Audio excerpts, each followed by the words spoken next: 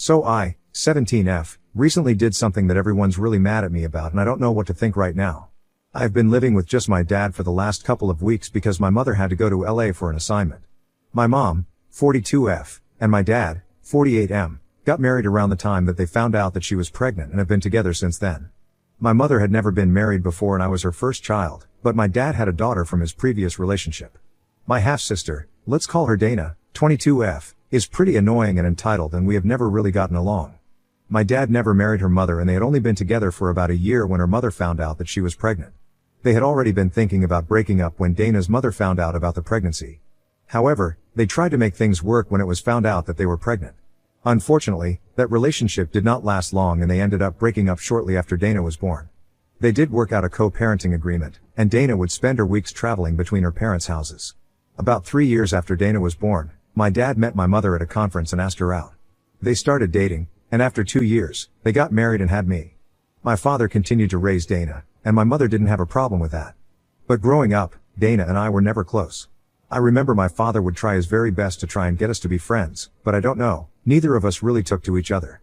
We were a far cry from being half-sisters, or whatever, we were not even friends. But that's how it was when we were kids and gradually, even my dad realized that we were not interested in being friends with each other so he stopped trying to get us to be friends. However, I had a great relationship with my dad, and I was pretty close to him. Whenever Dana was not around, I would have a great time being at home with my parents. I just didn't like whenever she would come over because then, she would try to hog all the limelight and it was easier for her because my dad only saw her on Fridays and the weekends. So it was understandable that my dad would give her a little more attention when she was around because it would only be a short while before she would go back to her mother again. I know she will never admit to it, but there was some degree of sibling rivalry. My father, however, was a good dad to me, and I have to give credit where it's due. And as we started growing up, I started caring less about outdoing Dana or whatever. But I don't think she ever got over that phase because even after she got into college, she didn't stop her silly and childish behavior, and would try to put me down for attention. She would brag about the fabulous college that she got into, even though I was literally just 13 at the time and wasn't even thinking about colleges. She would brag about her grades and try to show off how smart she was, even though I was better than her at her age. She would also brag about how much fun she was having at college every time she would come back home for the holidays. I thought it was really weird and unnecessary and would sometimes make fun of her right to her face, which would really annoy her, and we would end up getting into subtle passive-aggressive catfights. That all came to an end a couple of years ago though, after her mom passed away. I think it was a week before she graduated when we got the news that Dana's mother had passed away from a sudden heart attack. It was a really sad event because she was not even 50 at the time and she was just really young. Unfortunately, she had a really stressful lifestyle and the doctor said that she had been told repeatedly that she needed to get regular checkups but she did nothing to change things. It was a huge shock for the family because nobody even knew that she had been suffering for so long. Apparently, she had been having heart problems for a long time but she hadn't told anybody about it. This shook Dana up and after the funeral, something changed and it was not for the better at all. It's really unfortunate but due to the shock of the event, Dana started binge eating and developed a disorder. At first, it was barely even noticeable but over time, we started noticing the signs. She had been living with us at the time, and it was me who told my father that I was concerned about her and it wasn't even in a mocking way, I was genuinely worried because she was out of control. So my father and I did a lot of research and we decided that it was time for my dad to talk to her about therapy and do something about this because things had to change. She was not happy about it in the least, and Dana blamed me, saying that this was just a ploy for me to get attention and apparently I only wanted to label her as crazy. I honestly wish that was the case because then, at least, she would be safe from an eating disorder but unfortunately, that was not the truth, and I really wanted to help her. After a lot of discussion, rebellion, and bargaining, Dana finally agreed to get help because she had ballooned up to an enormous size and it was absolutely not healthy. So, she finally went and it took several months but we started seeing improvement in her condition. She had already graduated by then and had been sitting at home because she was depressed and understandably so. But after almost a year of her mother's passing, Dana decided that she was going to start looking for a job and she found one within a couple of weeks despite my personal differences with her. She was actually a pretty good student and had great grades. She got hired pretty quickly and within a few months, she was out of here. That was literally just half a year ago and I expected her to stay in her own apartment after that. But for some reason, she decided that she didn't want to live on her own anymore and wanted to move back. I have no idea why she thought that it was a good idea, especially when she could afford to live on her own but she's unpredictable and my dad had started coddling her ever since her mother passed away, so he said yes, without thinking twice. Unfortunately, my parents and I had also moved out of our old house a couple of weeks ago and moved into a new house that we had bought because we didn't want to pay rent anymore and wanted something of our own. We hadn't even fully finished unpacking yet, but my mother got a huge work opportunity in LA and she had to go. She left within the first week and my dad and I did all the unpacking. Our new house has 4 bedrooms. One was supposed to be mine, one was supposed to be for my parents, and the other 2 were meant to be for guests. One of the guest rooms was obviously intended for Dana and the other one was for other people. It's a pretty spacious house, but the problem is that we have been using one of the guest rooms as a makeshift storeroom right now, so it's uninhabitable. And the other room that's empty doesn't even have a bed yet. Our previous house was already pre-furnished before we moved in, so we didn't have to buy a lot of things. This one, however, doesn't come with its own furniture. And my parents have already spent a lot of money, so buying a bed right now and furnishing 2 rooms that would probably not even be of any use for a long time didn't seem necessary. So we just left that room empty, since we didn't know that Dana would randomly decide to move back in one day. But yeah, that happened 2 weeks ago, and my father just told me that she would be moving in with us, and I was expected to share my room with her because the other 2 rooms were uninhabitable. I was outraged because I'm a 17-year-old and I need my own privacy. I also didn't want to share my room with Dana because I found her annoying and I never had liked her and never would like her. I fought with my father a lot and even tried to get my mother to interfere, but she just told me that she was busy with work, and this was really petty of me since apparently the poor girl had just recently lost her mother and was trying to get back on her feet, so I should be there for her instead of rejecting her. My dad also had similar opinions on this and said that it was my moral duty to make Dana feel as welcome as I could instead of acting like a brat. I, personally, didn't think I was acting like a brat at all, and I honestly felt like this was Dana being entitled. I mean, honestly, she was working and earning her own money, so there was no reason that she couldn't live on her own. At least, until the other room was furnished, or maybe she could just buy the bed herself, and move into the other room. But apparently, she just wanted to move back here because she was lonely and also because she was saving up to quit her job and start something of her own, small businesses for all ages right now. I even suggested that she sleep on the couch or something, but she wasn't on board with it because she said that it would hurt her back and she already had a lot of issues with her back from when she was struggling with her weight, so that was not happening. And so, I was told that I would have to share my room with Dana and there was no way out of this. The saddest part of this was that I had to sleep on the floor in my own room, and I could tell that Dana was really enjoying this experience. She moved in 1.5 weeks ago and it has been a nightmare for me since then. Not only is she literally the most annoying person to live with, but she's also a total slob and I can't deal with that. She is constantly talking to people on the phone as loudly as she can, and it's really disturbing when I'm trying to study. So I have to finish all my homework before she comes back home, and I don't even get to rest when I come back from school because I only have a couple of hours before she comes back. She also made a mess of my room pretty much on the day that she moved in with me, and it was horrible. No matter how much I clean up, it's always the very next day. I complained about it to my dad after dinner one day last week, but he told me that I just had to suck it up and deal with it because she was going through something, and as a family, we had to be there for her. And he was right. Maybe I've had my own problems, but at least my mother is still alive and so is my dad, so I don't really know how she feels. Besides, she's still recovering from an eating disorder, and that couldn't have been easy. So I was willing to cut her some slack and give her the benefit of the doubt. However, 3 days ago, she really crossed a line and I just couldn't take it anymore, so I snapped. 3 days ago, I left really early in the morning to go to a friend's house and I spent almost the entire day there. I came back home in the evening because it was a Saturday and I didn't have school the next day, so I could do whatever I wanted. I was in a great mood until I came back to my room and saw all my clothes lying on the floor. It appeared to me that most of my outfits had been either stretched out or even worse, torn. I was horrified because I couldn't even imagine why anybody would do this until Dana came back into my room and told me that she could explain. Apparently she had been trying on all my outfits because she needed something pretty to wear to a coworker's wedding next week, and she couldn't find anything in her own belongings that still fit. She was smiling at me while she told me this and had a really smug look on her face because she knew exactly what she was doing. She had known all along and she was just trying to mess with me. She knew that if her own clothes didn't fit her anymore, there was no way on earth that my clothes would fit her because I am several sizes smaller than her.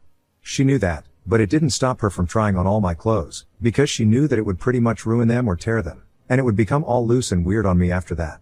She had done this on purpose, and she wanted me to know, which is why she had laid it all out on the floor for me to see when I came back home. It was pretty diabolical, and for the first couple of minutes, I didn't even have anything to say to her because I was just that horrified. She continued to smile at me while I just stared down at the mess she had created.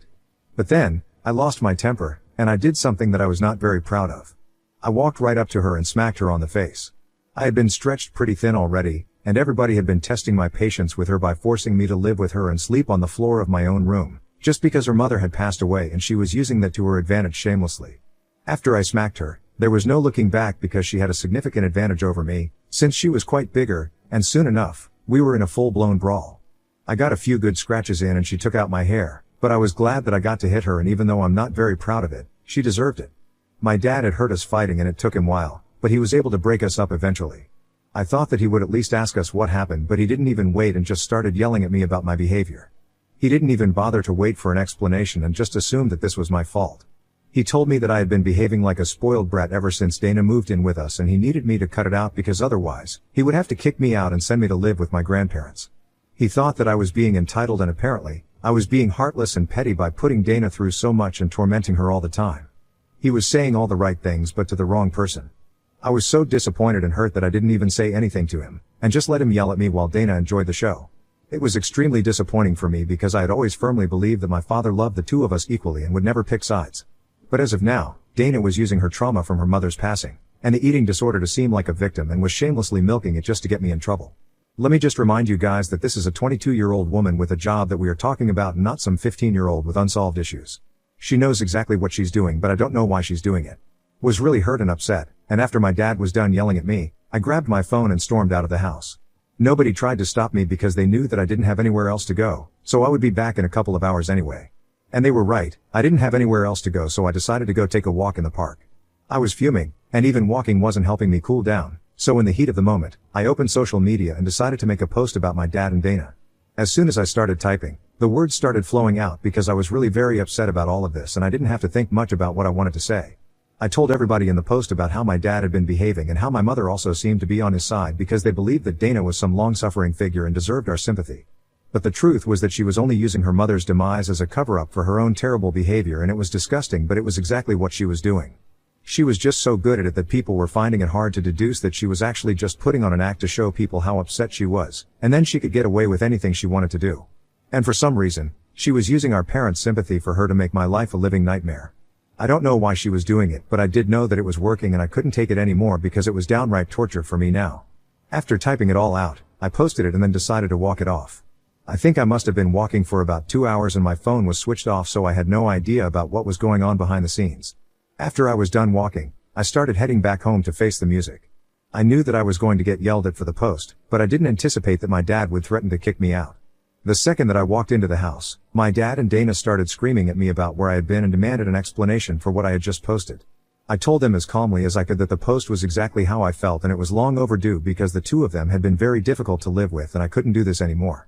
I told my father that I was sick of living with Dana because not only was she a terrible person, but she was also a huge slob and I hated her from the bottom of my heart. At that point, Dana started crying crocodile tears, probably just to get me in more trouble and it worked. My father started yelling at me like crazy and said that I owed her a huge apology and it had to be a public one, just like my post had been. He said that he was ashamed of me and that he had expected so much better from me. When I told him that I was not going to apologize to anybody, he told me that I could either apologize or get the heck out of his house. Apparently, he was not going to tolerate this kind of behavior and I needed to realize that there would be consequences to my actions and I couldn't just get away with everything that I wanted to do. It was even more infuriating, because once again, he was saying these things to the wrong person, and Dana was the one who needed to hear it.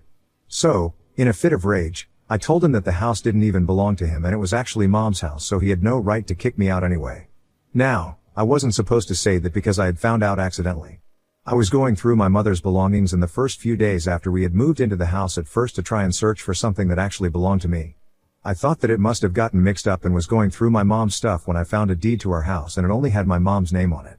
I thought that it was pretty suspicious but I never brought it up with anyone because I didn't think it was my business. As long as I was getting to live in this house, I didn't really care and I also thought that they must have talked about it and discussed these things so I had no need to poke my nose where it didn't belong. But it just slipped out while I was fighting with my dad and he seemed taken aback. He tried to deny it at first and said that I was lying, but I told him to go check out the deed for himself if he didn't believe me. It was under lock and key in his bedroom and he could have checked it out whenever he wanted to, but he hadn't because he trusted my mother with the paperwork and it just didn't seem necessary at the time or even later. But when I said that, he rushed to the bedroom immediately and even Dana was shocked, so she stopped crying. And surely enough, a couple of minutes later, my dad came out of the bedroom and he was all red in the face, because what I had said turned out to be true. He asked me how long I had known and I told him that I had known about this from pretty much the day that we moved in. After that, he went back into his room and abandoned his fight with me, because of course, this was more important. Even Dana went back into our room, but I didn't feel comfortable going back into that room so I decided to sleep on the couch. I didn't have any back problems, so I could sleep there pretty easily. It was still better than sleeping on the floor. But I didn't really get the chance to sleep because a couple of hours after I had revealed the big secret to my father, I received a call from my mother and she put me on blast immediately. She told me that I had no right to spill something like that without first speaking to her about it, and apparently, I had ruined something pretty big now. My mother told me that the house had actually been a gift from her parents because she and my father recently celebrated their wedding anniversary and my grandpa wanted to do this for them. And all the money that my parents had spent on buying the house went into the retirement fund, and my mother had been planning to tell my father about all of this on their second honeymoon that they were about to take in a couple of months when she came back from her work assignment. She had been building up to the surprise for months now, and it was going to be huge because she was even planning on paying for their vacation to the Greek islands all from the money that they had saved from the house. Unfortunately, I had ruined the surprise, and not only that, but I had a huge fight between my parents because my dad believed that my mother should have just told him instead of trying to surprise him with this. So now, she had to fly back home in the middle of a really busy week and try to fix her marriage because I opened my big mouth, just because I was having some petty fight with my half-sister. She also said that she was really disappointed in me, and that was pretty much the last straw for me. It was an already sucky day, and it felt like everybody was against me at that point in time. It's been a couple of days since and nobody's speaking to me. I even took down the post, but that hasn't changed anything, and I'm still being treated like a pariah in my own home. My dad doesn't even look at me anymore, and I haven't heard from my mother yet. But I know for a fact that she isn't happy about any of this, and I'll get to hear about it when she comes back to talk to my father. Until then, it's just going to be silent in this house, and I'll just have to deal with it because I guess it might be my fault. I have been thinking about everything for a really long time now, since I have a lot of time on my hands to overthink everything. And I don't know, I just feel like I could have avoided a lot of this if I dealt with things calmly instead of trying to get back at Dana. I don't regret the fact that I attacked her when I saw what she did to my clothes, even though it seems pretty insignificant now. But I do have some regrets about the post that I made because I shouldn't have dirty laundry like that. That was unnecessary, and I guess I screwed up somehow. But also, after the way that I had been treated for weeks, anybody in my position would have lost their mind and snapped. I don't even know if I should apologize at this point or not, or even if it will make a difference to the situation. But nevertheless, Ida for making a post attacking my dad and half-sister because they were forcing me to share a room with her. Update 1. Hi, thank you, guys, so much for all the supportive comments and messages. I am really grateful for all of it, and yeah, that really helped me make sense of things, and I'm doing a lot better mentally right now. I guess the fact that things have been sorted out with my parents also helps. It's been a week since I posted, and a couple of days after my post, my mother returned and we decided to have a family meeting and finally clear the air between us. Interestingly enough, that was done at a time when Dana was not at home. And even more curiously, it was my father who suggested that we do it when Dana is not at home. So they took a day off of work and waited for her to go to work, and then we decided to talk. It was kind of uncomfortable for me, but I shared my feelings with them, and everything that I said here, I told them. They actually seemed to understand, which I didn't think was possible, but they told me that they could understand where I was coming from. And then my father told me that after the huge blow up that he had with me, he decided to talk to Dana about certain things, and he realized that everything that I had said was true and he had been a fool all along. Apparently, she had been laying it on thick and had been trying to manipulate him against me after our fight.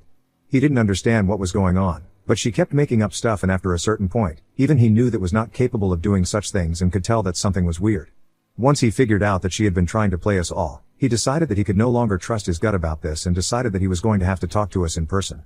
My parents had already sorted things out between them, and they were okay with the deed and the retirement fund and everything, so this is the only thing that we actually had to discuss.